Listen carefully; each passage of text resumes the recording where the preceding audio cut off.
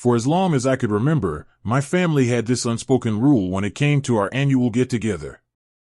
It didn't matter how busy you were, what kind of personal struggles you were going through, or even what major life events were happening, attending the family trip was mandatory. Missing it wasn't just seen as a casual absence, it was a silent rebellion, a statement that you weren't committed to the family unit. If you skipped out, it was as if you had stepped outside the fold, and the consequences weren't subtle. Invitations to future events would slowly become fewer, and casual conversations would become colder until, eventually, you faded into the background.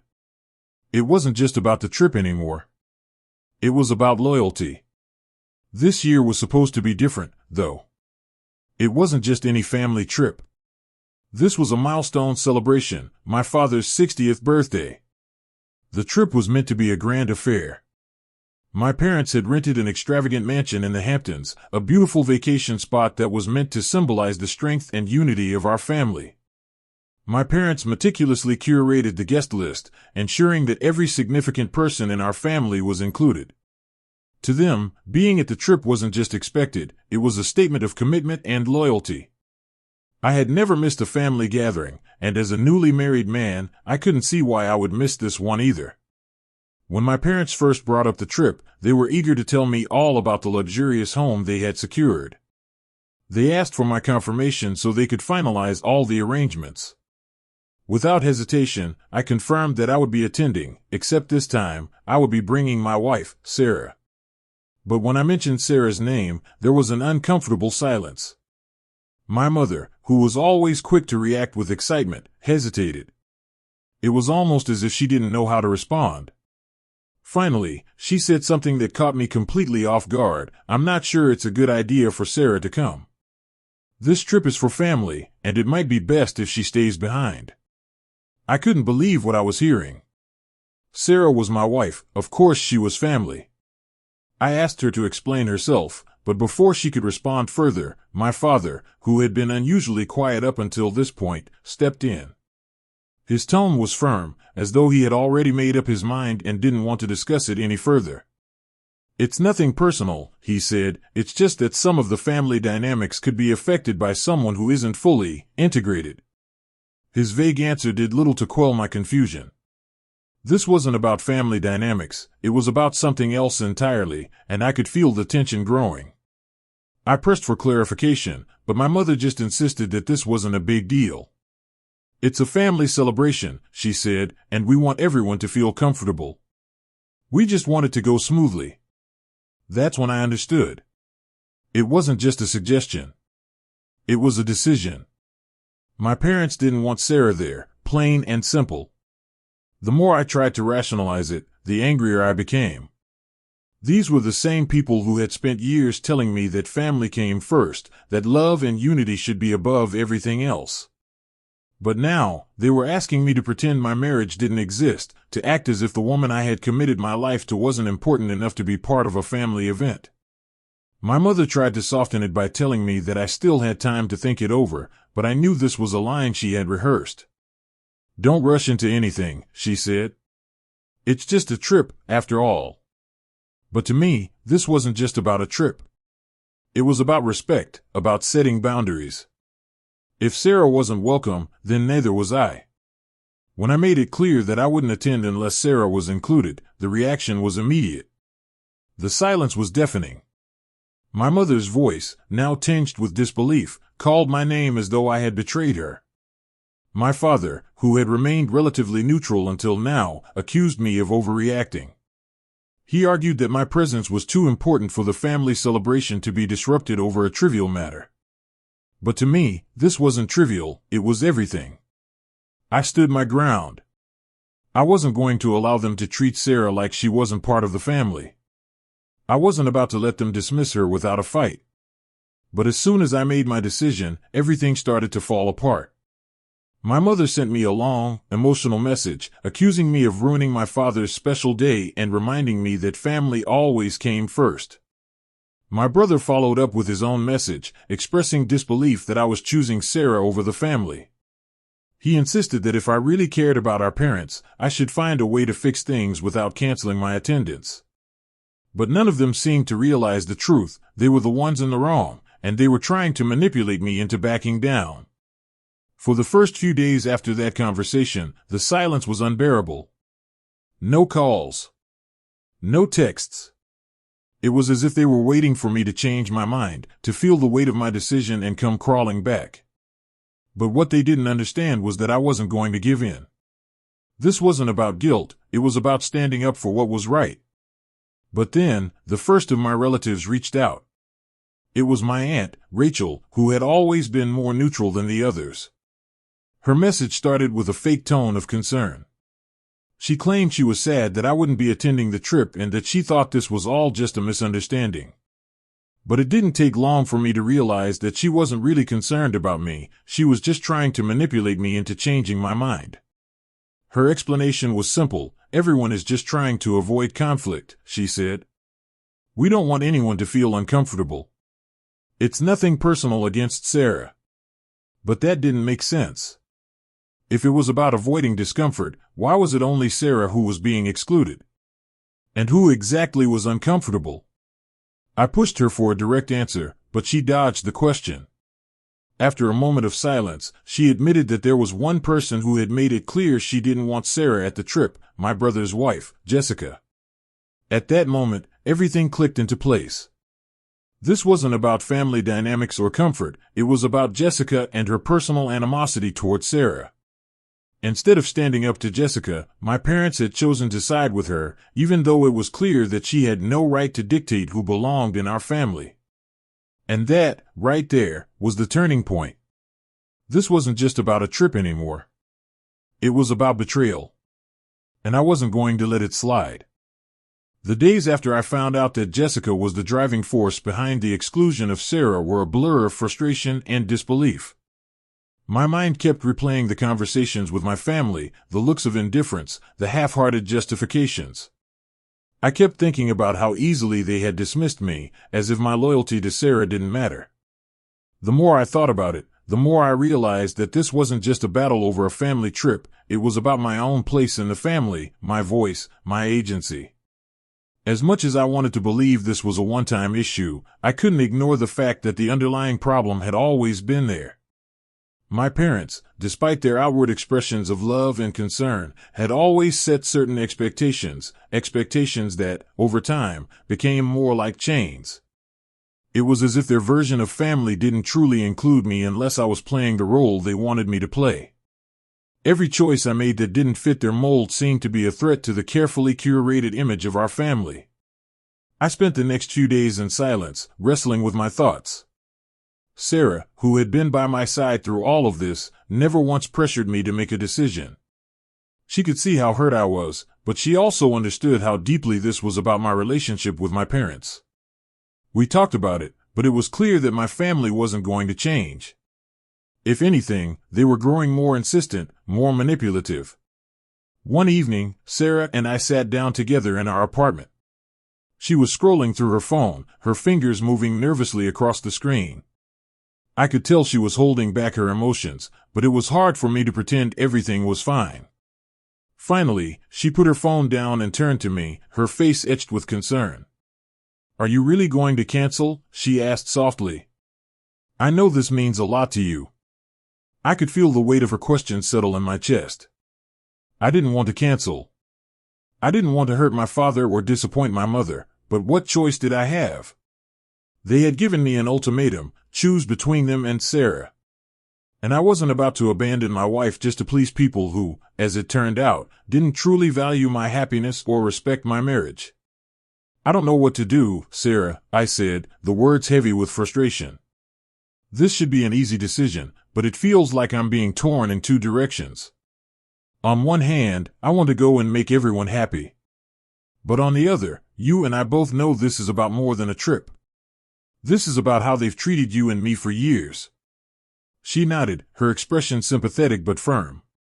"I don't want you to feel like you have to choose, but I also don't want to be the cause of any more tension in your family. We've been through a lot already, and this trip just feels like the last straw." I let out a long sigh, running my hand through my hair. She was right. We had been through so much together. From the moment we met, It had always been us against the world. And now, it felt like my family was forcing us into a corner, demanding that I choose between them and my marriage. I'm done, I said quietly, almost to myself. I'm done letting them control me, done letting them dictate who belongs in my life. I'm not going to pretend anymore that this is okay. If they want me to be part of this family, they need to respect me and my choices, especially when it comes to you. Her face softened, and she reached out to take my hand. I know, and I love you for it.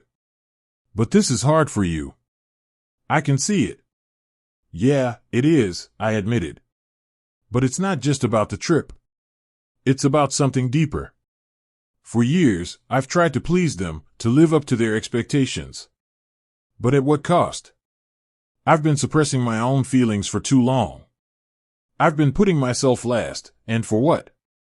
To make them happy? I don't think they've ever really considered how their actions have made me feel. Sarah squeezed my hand tighter, and for the first time in days, I felt a sense of clarity. I had to stand up for myself. I had to put my own happiness first. The next morning, I woke up early and immediately drafted a message to my parents. I knew this wouldn't be easy, but it was something that had to be said. The words came out quickly, my fingers flying over the keyboard as I expressed my feelings. I told them that I would not be attending the trip, and that their treatment of Sarah was unacceptable. I reminded them that family should be about acceptance and support, not exclusion and manipulation. And if they couldn't respect my marriage, then they couldn't expect me to continue to pretend that everything was fine. It wasn't an angry message, though I wanted to be angry. It was firm, respectful, but also resolute. I wasn't going to let their toxic behavior continue to dictate my life. I wasn't going to let them control me any longer. I hesitated before hitting send. There was a lump in my throat, a nervousness that twisted in my stomach. I knew this would change things. There was no going back from this. Once I sent that message, there would be no more pretending. It was no longer just a family vacation, it was a test of how much they really cared about me. When I hit send, I exhaled, the tension in my body slowly ebbing away. But the reaction I got was far more intense than I had expected. My mother called almost immediately. I didn't pick up. Then, a flurry of text messages came through, some from my father, some from my brother, some from various relatives. They were all variations of the same theme: shock, disappointment, and guilt-tripping. They told me I was overreacting, that I was throwing away a chance to celebrate with my family, that this was just one trip, and I should be the bigger person. It didn't take long for my brother to get involved. He was livid, accusing me of being selfish and inconsiderate.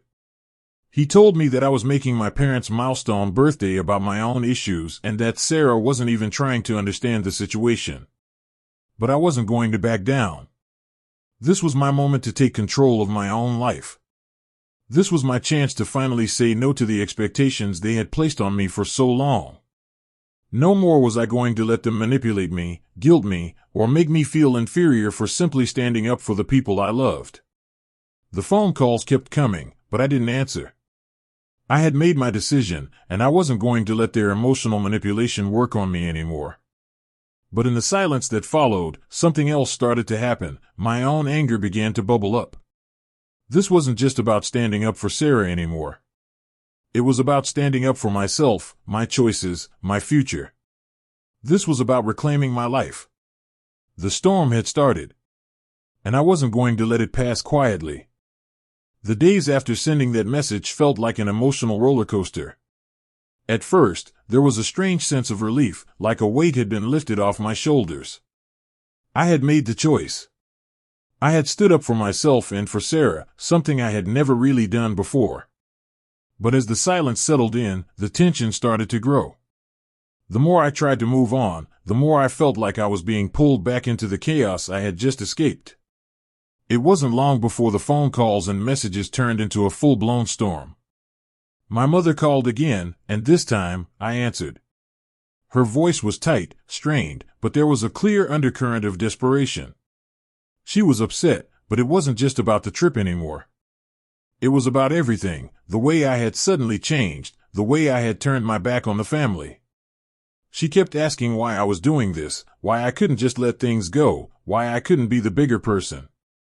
"You're making such a big deal out of this, sweetheart," she said, her voice trembling with emotion. "This is your father's birthday. This is something special for the whole family. Can't you just put everything aside for once?" I felt my blood pressure rise, but I stayed calm. "I'm not making a big deal out of it, Mom. I'm just standing up for what's right. I can't keep pretending that everything is okay when it's not. Sarah is my wife, and she deserves the same respect from this family that I've always given you." There was a long pause on the other end of the line, and I could almost hear her struggling to find the right words. "Finally," she said, "you're making a mistake. Your father is heartbroken. He doesn't understand why you're doing this." "I'm sorry he feels that way," I replied. "But this is about more than just a trip. This is about how you've treated me and Sarah. For years, I've let you dictate the terms of our relationship, and I'm done with that. If you can't accept that, then maybe it's time for me to stop pretending everything is fine." Her response was nothing short of heartbreaking. "I thought you'd come around, but now I see that you're too far gone. You're choosing her over your own family. You're not the person I thought you were." That was the moment I realized that my decision wasn't just going to affect me, it was going to change the entire dynamic of my family. This wasn't just about missing a vacation. It was about years of built-up resentment, of being expected to conform to an idealized version of who I was supposed to be. And now, that reality was crashing down. I didn't hear from my father that day, but the next morning, I got a message from my brother. His words were sharp, cutting deeper than I had expected. He accused me of abandoning my family, of choosing to turn my back on them for the sake of a petty argument. He called me selfish, said I was hurting the family by refusing to attend the trip. He told me that I should be ashamed of myself, and that I was letting Sarah control me. For a moment, I felt a pang of doubt. Was I doing the right thing? The guilt started to creep in. But then I thought about Sarah, about everything we had been through together, and about how this decision wasn't just about me, it was about us. I was done with the emotional manipulation. I was done being the person who always bent over backward to please everyone but myself. I didn't respond to my brother's message right away. Instead, I spent the day reflecting. I thought about how my family had always acted like I was the one responsible for keeping the peace, as if I were the mediator, the fixer. I thought about how, in all those years, no one ever really asked me what I wanted. It was always about what they needed, what they expected from me, and what role I had to play in their version of the family. The moment I stepped out of line, the moment I showed even the slightest sign of independence, I became the problem. I had spent so much of my life trying to be the good daughter, the perfect sibling, and the dutiful family member. I had convinced myself that the only way to be loved and accepted was to give in, to sacrifice my own needs for the sake of keeping the peace. But now, I could see it clearly, I had been living someone else's version of my life. And it was time to change that. I made a decision. I wasn't going to let their guilt trips get to me. I wasn't going to cave to their pressure. I loved my family, but I loved myself more. I loved Sarah, and I wasn't about to let anyone tear us apart for the sake of their expectations. A few hours later, I sent my brother a message. It was firm, but it wasn't angry. I told him that I understood his feelings, but that I couldn't keep letting my family's expectations dictate my life. I told him that I wasn't abandoning them, but that I had to make decisions that were true to myself.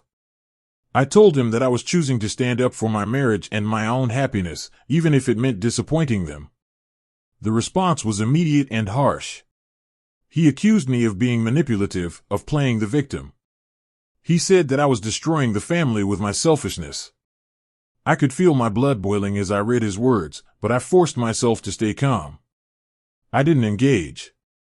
I didn't argue. Instead, I took a deep breath and let the message sit.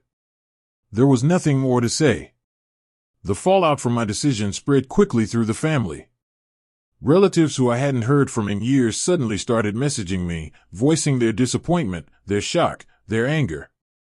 Some told me I was making a huge mistake, while others hinted that I was throwing away my relationship with my parents over something trivial.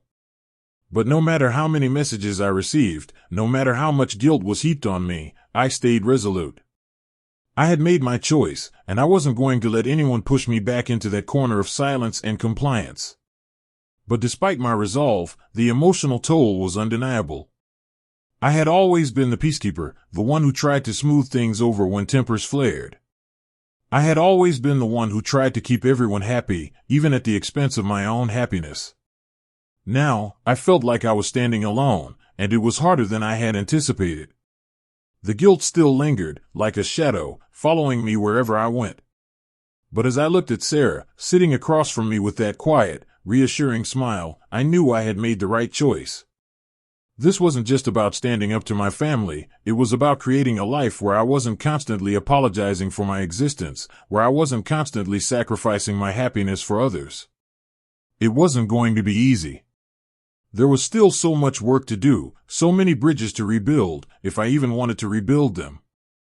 But for the first time in a long time, I felt like I was finally living for myself. And that was a feeling I wasn't going to let go of. The storm wasn't over. It had only just begun. But I was ready for it.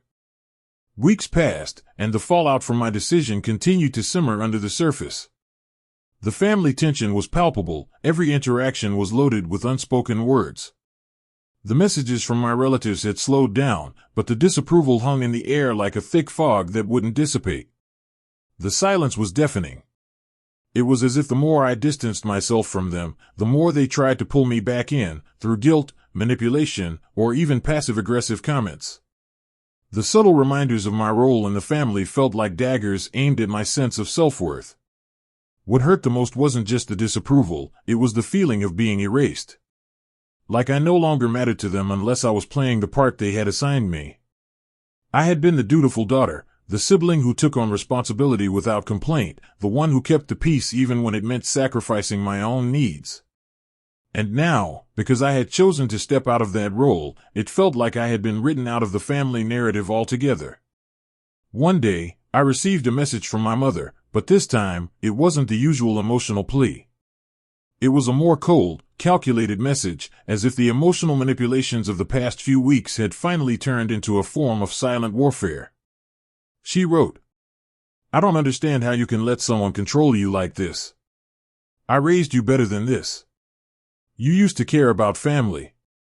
You used to be the one who always put us first." Those words hit me harder than anything else.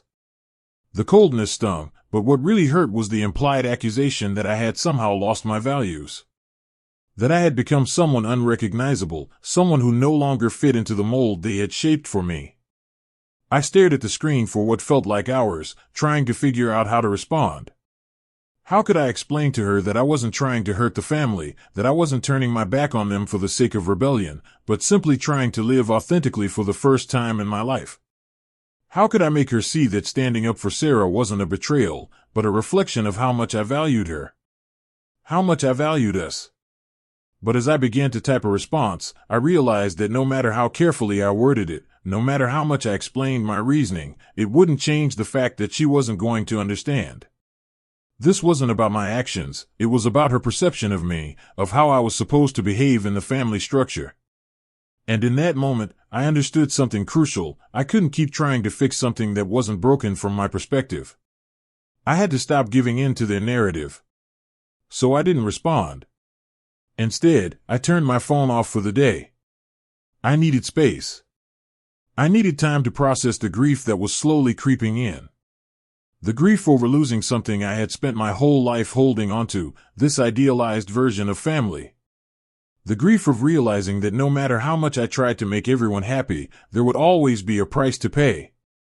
That evening, as Sarah and I sat down for dinner, I could see the concern in her eyes.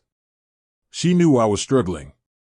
I could feel the weight of the unspoken thoughts hanging in the air between us, like a heavy fog that neither of us knew how to dispel.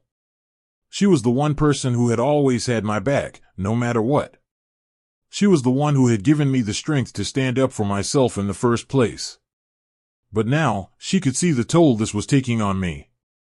I had been so focused on keeping the peace with my family that I had forgotten about my own emotional well-being. You don't have to keep fighting them, you know, she said softly, her voice filled with empathy.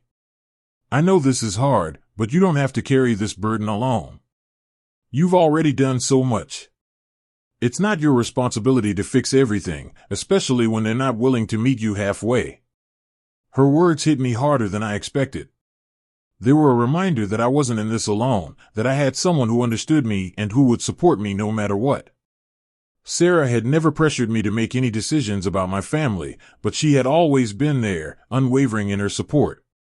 She didn't expect me to choose between her and my family, she just wanted me to choose myself. And in that moment, I realized that she was right. I had done enough. I had made my choice, and I had to stop looking back.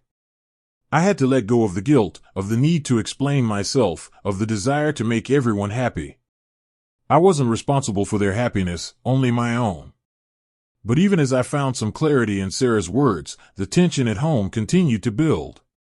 I still couldn't shake the feeling that my decision had changed something irreparable. The cracks in the family dynamic were only getting wider, and I wasn't sure if there was any way to fix them anymore. One evening, about a week later, my brother called. I almost didn't pick up. After the messages he had sent, I wasn't sure I was ready for another round of accusations. But something told me I needed to answer. This wasn't just about my family anymore, it was about facing the consequences of my actions and, hopefully, finding a way to heal the rift. Hey, he said, his voice tight but not as hostile as it had been before. I've been thinking about what you said. About how you feel. I don't agree with you, but I get it now. Maybe I was too harsh before. I'm sorry. The words felt like a bombshell. I had never expected him to apologize, especially after everything that had been said. For a moment, I didn't know how to respond. Part of me wanted to ask why he had turned so cold in the first place, why he had made me feel like the enemy. But another part of me realized that this was a rare opportunity to rebuild some sort of bridge, to at least open the door to healing. I appreciate that, I said, trying to keep my voice steady. I really do. But this isn't just about what you think. This is about me needing to live my truth, even if it's hard. I'm not the same person I was a year ago, and I'm not going to keep sacrificing who I am to fit into a mold that doesn't work for me. There was a long pause on the other end, and I could hear him shifting, trying to find the words. Finally, he said, I don't know if I'll ever fully get it. But I'm here. If you ever need to talk, or if you need anything. The conversation didn't solve everything. But it was a start. A small crack in the wall that had seemed unbreakable. It wasn't the resolution I had hoped for, but it was progress. And progress, in this case, was enough. As the weeks dragged on, I found myself retreating further from the family, but not out of bitterness or anger. I was retreating because I had to focus on what was most important, rebuilding my own sense of self, reclaiming my space, and ensuring that Sarah and I could build the life we both deserved. It was clear to me now that I could never go back to the person I had been. The tension was still there, but I was learning to live with it, learning to navigate the uncertainty, and slowly, finding peace within myself. The journey was far from over, but I was finally starting to feel like I was on the right path. As the days turned into weeks, the strain in my relationship with my family only seemed to grow more pronounced. Every interaction felt like a negotiation, a battle for space, for understanding, and for respect. But I could feel myself changing, becoming someone more confident, someone who no longer felt obligated to apologize for their decisions. The truth was, I had crossed the threshold. There was no turning back now. I had been waiting for some grand moment of resolution, some dramatic confrontation where everyone would apologize, and we would all reconcile, but that moment never came. Instead, I began to realize that this wasn't about having the perfect ending, this was about the process of healing, the messy, often painful journey of self-discovery, and learning how to stand firm in the face of opposition. Sarah continued to be my rock through it all. I couldn't have made it this far without her unwavering support. She was my confidant, my sounding board, and the one person who made me feel like I wasn't losing myself in the process. She always knew how to remind me that the most important thing was not just fighting for myself, but also fighting for the future we could create together. The bond we had was something neither of us could explain in words, but it was undeniable. One afternoon, after a particularly exhausting day, I sat down with Sarah on the couch, reflecting on how far we had come. We had been through so much together, both individually and as a team. We had seen the worst of what family could do, and yet, we had managed to find something real, something true in each other. "Do you ever think about going back?" she asked me gently, her voice tinged with curiosity but not judgment. She was asking the question that had been hanging in my mind for weeks. Was there any part of me that wanted to make amends with my family, to fix everything, to go back to the way things used to be? I took a deep breath and thought about it for a moment. In the past, I would have said yes without hesitation, but now, I wasn't so sure. Part of me wanted to fix things, to bring back that sense of unity and belonging, but another part of me knew that going back meant sacrificing the person I had become, the person I had fought so hard to find. "No," I said softly, my voice steady. "I don't think I can go back. Not to who I was. I've changed, and I've realized that it's okay. It's okay to let go of the version of myself that they wanted me to be. I have to keep moving forward." She nodded, understanding without needing further explanation. Sarah had always been able to read me like an open book. She knew that this was more than just about family. It was about reclaiming my life, my identity, and my future. It was about choosing happiness over guilt, peace over resentment. And in that moment, I felt a sense of relief wash over me. For the first time in months, I felt like I was on the verge of something new, something powerful. The next few weeks were quiet. My family didn't reach out much, and I didn't feel the need to reach out to them either. The silence wasn't uncomfortable anymore, it was peaceful. I was learning to let go, to stop holding onto the expectations and obligations that had weighed me down for so long. It wasn't that I didn't care anymore, it was that I had finally accepted that my happiness didn't need to come at the expense of my peace. But just when I thought things were settling into a new rhythm, I received a message from my mother. It was short, almost to the point of being abrupt. "I don't agree with your choices, but I can see that you're happier. I hope one day we can talk more. I miss you." I sat there for a long time, reading the words over and over again.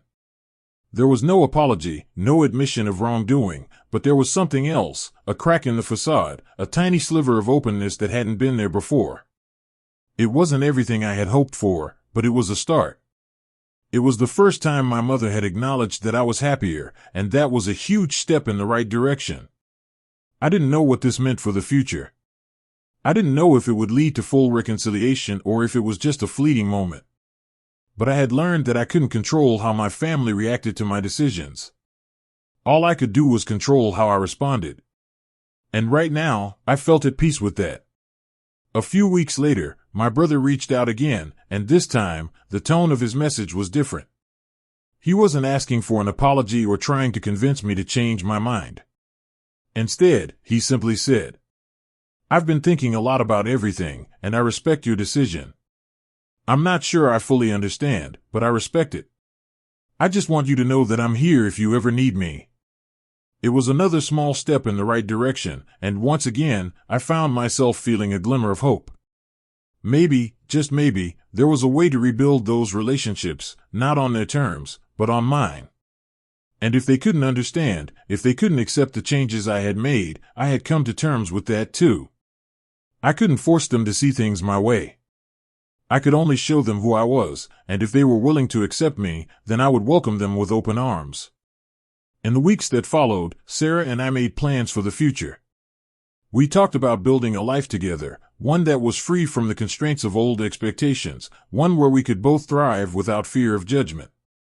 It wasn't going to be easy, and there would be more challenges ahead. But for the first time in a long time, I felt like I was finally living the life I had always wanted. I had chosen myself, and that choice had brought me closer to everything I truly valued. The family I had known might never be the same, and that was something I would have to accept. But I had Sarah, and that was more than enough. We had created a bond that was stronger than anything my family could ever break, and that was something worth fighting for. This was the beginning of a new chapter, one where I didn't have to apologize for who I was, where I didn't have to sacrifice my happiness for the sake of others. It was my time now. My time to live, to love, and to be free. And as I looked ahead, I felt a sense of hope that I had never felt before, because I knew that I was finally on the right path.